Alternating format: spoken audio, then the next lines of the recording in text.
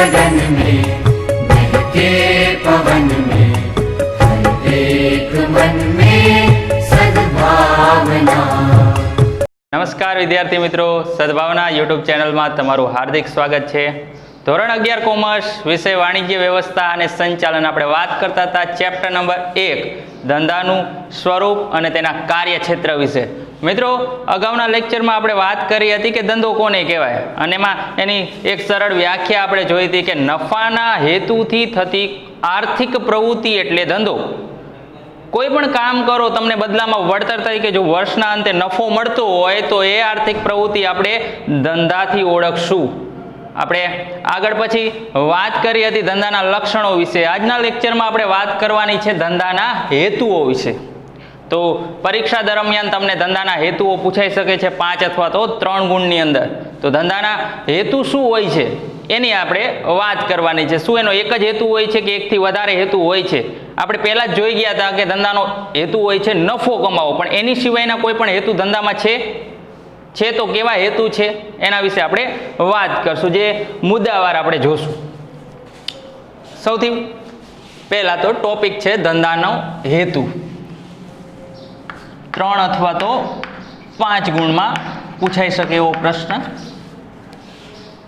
પહેલો પોઈન્ટ, ધંધાનો પ્રાથમિક હેતુ નફાનો હોવા છતાં ગ્રાહકોમાં આવેલી જાગૃતિ, રાજ્યોના નિયંત્રણો અને બદલાતી જતી પરિસ્થિતિને કારણે ધંધાના એક કરતાં વધુ હેતુઓ સ્વીકારવામાં આવ્યા છે।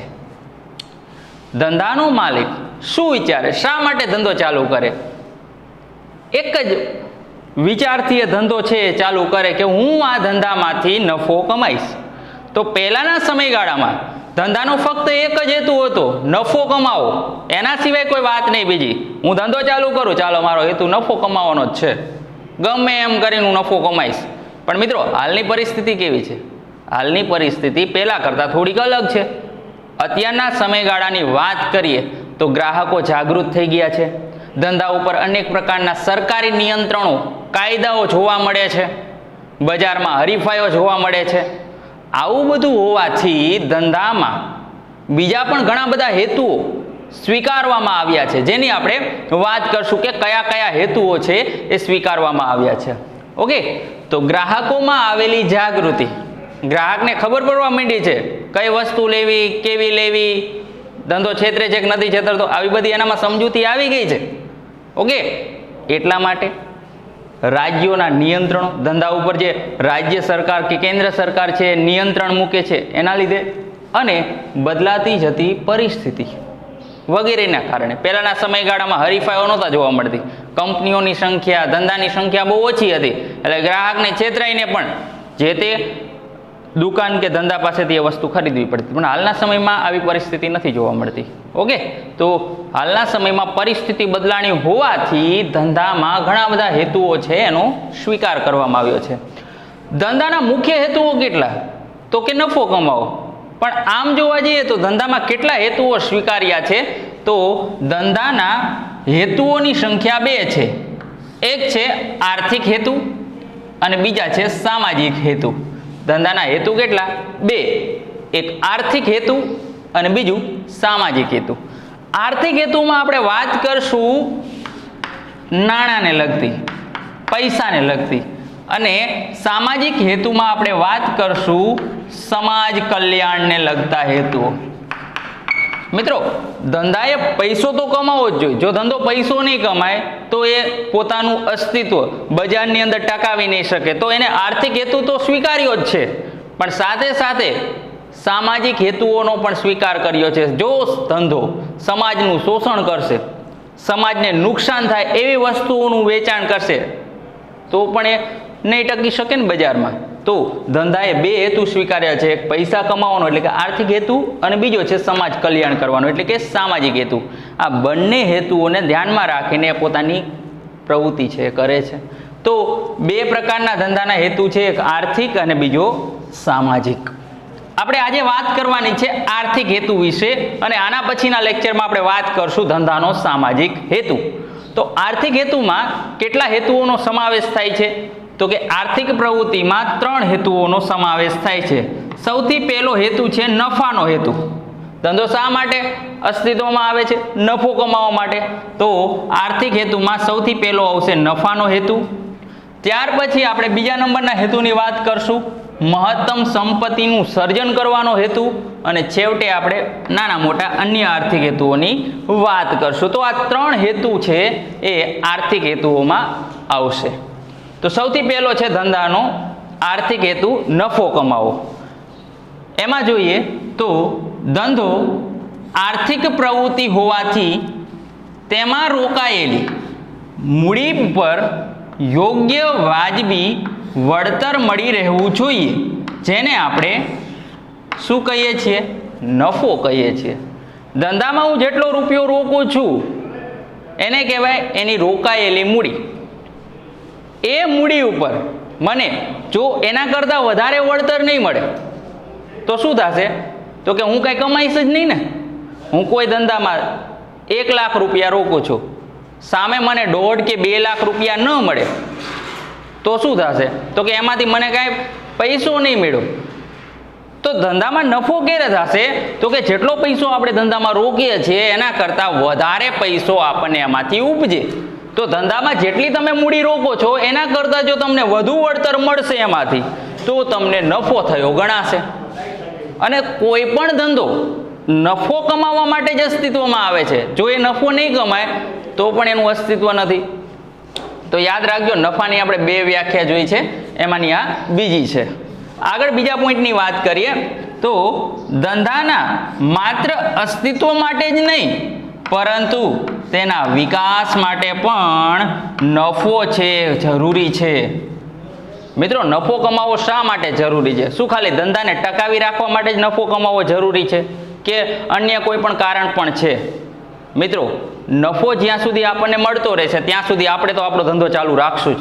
પણ શું ખાલી આ એક જ કારણના લીધે ધંધો નફો કમાય છે? ના મિત્રો, ધંધાનો વિકાસ કરવો પણ એટલો જ જરૂરી છે. આજે હું એક નાનકડી દુકાન ખોલું છું, 10 વર્ષ સુધી હું એવડી ને એવડી દુકાન રાખું છું, એમાં કાંઈ વિકાસ જ નથી કરતો, તો હું આગળ વધી શકીશ? મારો ધંધો આગળ વધી શકશે? નહીં વધી શકે. અત્યારની જે મલ્ટીનેશનલ કંપનીઓ છે એણે પોતાની શરૂઆત એક નાના પાયે જ કરી છે. ધીમે ધીમે એ નફો કમાતા ગયા અને નફાનો મોટો ભાગ ધંધાની પાછળ જ રોકતા ગયા, નવી નવી યોજનાઓ સ્વીકારતા ગયા. પરિણામ શું આવ્યું? તો કે પોતાનો ધંધાનો વિકાસ પણ કરી શક્યા. તો માત્ર નફો છે એ ધંધાના અસ્તિત્વને ટકાવી જ નથી રાખતો, પરંતુ ધંધાના વિકાસ માટે પણ જરૂરી સાબિત થાય છે. તો ધંધાનો વિકાસ કરવા માટે પણ નફો કમાવો જરૂરી છે. આગળ વાત કરીએ નફા વિશે. તો નફો એ ધંધાનું શું છે? પ્રેરક બળ, પ્રેરણા આપનારું બળ છે. તમે કોઈ પણ એક ધંધો ચાલુ કરો છો, તમને પહેલા જ વર્ષે નફો થશે તો તમને શું થશે? આત્મવિશ્વાસ આવશે, પ્રેરણા મળશે કે ચાલ ને હજી ચાલુ જ રાખું ધંધો, આની કરતાં વધારે વસ્તુઓ ધંધાકીય એકમમાં રાખું, મળશે ને પ્રેરણા. હજી સારું કામ કરું, આનાથી ને વધારે સારું કામ કરીને બતાવું. તો નફો છે એ ધંધાને પ્રેરણા બળ પૂરું પાડે છે. પહેલા જ વર્ષે તમને ખોટ જશે તો તમે નાખુશ થઈ જશો ને કે જવા દે ને ભાઈ, કાંઈ રાખ્યું નથી ધંધામાં. પણ જો તમને નફો થશે તો તમને પ્રેરણા મળશે. તો નફો એ ધંધાનું શું છે? પ્રેરણા બળ છે, પ્રેરક બળ છે, કાર્યક્ષમતાની પારાશીશી છે. એક પ્રકારનો અરીસો આપણે કહી શકાય કે તમે આખા વર્ષ દરમિયાન કેટલું કામ કરો છો એ તમે તમારા નફાના આધારે માપી શકો છો. કોઈ પણ વિદ્યાર્થી છે એ આખા વર્ષ દરમિયાન કેટલું વાંચે છે, કેટલી મહેનત કરે છે, એ તેની વાર્ષિક પરીક્ષાનું પરિણામ છે એ જણાવી આપે છે, એ મૂલ્યાંકન કરી આપે છે. એવી જ રીતે કોઈ પણ ધંધામાં આખા વર્ષ દરમિયાન કેવી કામગીરી થઈ છે એ વર્ષના અંતે મળતા નફા ઉપરથી આપણે કહી શકીએ છીએ. તો કે નફો છે એ કાર્યક્ષમતાની પારાશીશી છે, કામ કેટલું થાય છે એ માપી આપે છે. અને ત્રીજી વાત કરીએ તો નફો છે એ ધંધામાં જીવન રક્ત છે. જીવન રક્ત, માણસના શરીરમાં લોહી ના હોય તો, રક્ત જ ના હોય તો શું હું આવી રીતના તમારી સામે લેક્ચર લઈ શકું? જો મારા શરીરમાં લોહી જ ના હોય તો ના લઈ શકું. હું કાંઈ પણ બોલી ના શકું, સ્થિર થઈ જવું. એવી જ રીતે જો ધંધામાં નફારૂપી રક્ત ફરતું નહીં રહે તો ધંધો પણ શું થઈ જશે? સ્થિર થઈ જશે, બંધ થઈ જશે. તો ધંધો છે એ નફો છે એ ધંધાનું પ્રેરક બળ છે, કાર્યક્ષમતાની પારાશીસી છે અને તેનું જીવન રક્ત છે. તો યાદ રાખજો મિત્રો, નફા વિશે આટલી બધી વાત આમાં કરેલી છે. આગળનો પોઈન્ટ આપણે જોઈએ તો કે આજે કેવા નફાનો ખ્યાલ સ્વીકારાયો છે? તો કે આજે મહત્તમ નફાને સ્થાને વાજબી નફાનો ખ્યાલ છે એ સ્વીકારવામાં આવેલો છે. પહેલાંના સમયમાં ધંધાનો માલિક એમ જ વિચારતો ગમે તે આવે ગ્રાહકને વસ્તુ વેચી જ દેવી છે, ગમે એટલી ઊંચી કિંમતે વેચી જ દેવી છે. પહેલાં ગ્રાહકોનું આટલું બધું ધ્યાન નહોતું રાખવામાં આવતું. ઓકે, પહેલાંના સમયગાળા દરમિયાન ઔદ્યોગિક ક્રાંતિ થઈ એની પહેલાંની વાત છે કે ત્યારે ગ્રાહકોનું શોષણ પણ બહુ થતું હતું. કારણ કે ગ્રાહકો પાસે કોઈ ચોઈસ નહોતી, કોઈ વિકલ્પ નહોતો કે ભાઈ આ કંપની મને છેતરે છે તો હું એની સામે બીજી કંપની પાસેથી વસ્તુ હરીફાઈ બહુ ઓછી હતી. તો પહેલાંના સમયમાં મહત્તમ નફો કરવાનો ખ્યાલ અસ્તિત્વમાં હતો. પણ હાલના સમયમાં પરિસ્થિતિ જોતા બધા ધંધાકીય એકમના માલિકોએ નક્કી કર્યું છે કે મહત્તમ નફો કરતાં કેવો ખ્યાલ આપણે રાખશું? વાજબી નફાનો. ઓછો નફો થાય તો ચાલશે, પણ ગ્રાહકોને પૂરતો સંતોષ આપવાનો, જેથી કરીને ગ્રાહક છે બીજી વાર પણ આપણી પાસેથી વસ્તુ લેવા આવશે. તો પહેલાં વધારેમાં વધારે નફો કરવાનો ખ્યાલ અસ્તિત્વમાં હતો, જેના સ્થાને હાલમાં વાજબી નફો, યોગ્ય નફાનો ખ્યાલ સ્વીકારવામાં આવ્યો છે. વાજબી નફો કમાવાને કારણે ધંધાકીય એકમ સમાજમાં સ્વીકૃતિ મેળવવા સાથે હરીફાઈમાં ટકી રહે છે. ઓકે, તમે વસ્તુના ભાવ યોગ્ય રાખશો તમારા ધંધાકીય એકમમાં તો ગ્રાહક છે એ ખરીદશે. કારણ કે એને ખબર પડે છે કે વસ્તુ માટે કેટલી કિંમત હોવી જોઈએ. કોઈ પણ વસ્તુ એ ખરીદે છે ત્યારે એને ખબર જ છે કે આ વસ્તુનો આટલો જ ભાવ હોવો જોઈએ. પણ જો તમે એની 3 ગણી કિંમતે એ વસ્તુ વેચશો તો એક વખત ગ્રાહક તમારી પાસેથી કદાચ છેતરાઈ જશે, બીજી વખત છેતરાશે નહીં, બીજી વખત એ તમારી દુકાનમાં નહીં આવે. પરિણામ શું આવશે? તમારી વસ્તુ વેચાતી બંધ થઈ જશે. એની જગ્યાએ જો તમે કિંમત છે વ્યાજબી રાખશો તો શું થશે? તમને નફો ઓછો થશે થોડો, પણ ગ્રાહકને સંતોષ પણ મળશે અને ગ્રાહક છે એ આપણી દુકાનમાં વારંવાર પોતે તો આવશે પણ બીજા એના મિત્ર અથવા તો એની સાથે જે જોડાયેલા છે એ બધાને પણ કહેશે કે ભાઈ અહીંયા આ વસ્તુ વાજબી મળશે. તો સમાજમાં તમારું એક નામ પણ બનશે. ઓકે, કે ફલાણી કંપની, ફલાણી દુકાન, ફલાણો ધંધો સારો છે.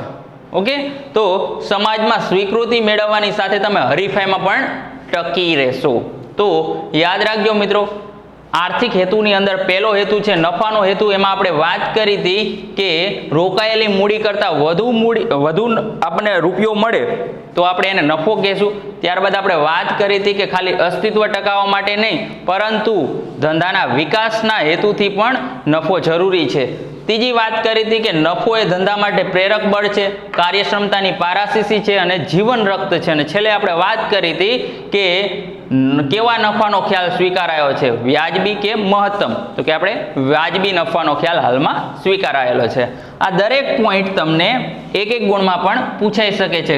ખાસ તો વ્યાખ્યા પૂછાઈ શકે છે, અથવા તો નફો એ ધંધા માટે શું ગણાય છે એમ પૂછાઈ શકે છે, અથવા તો કેવા નફાનો ખ્યાલ સ્વીકારાયો છે એની વાત પણ કરી શકે છે.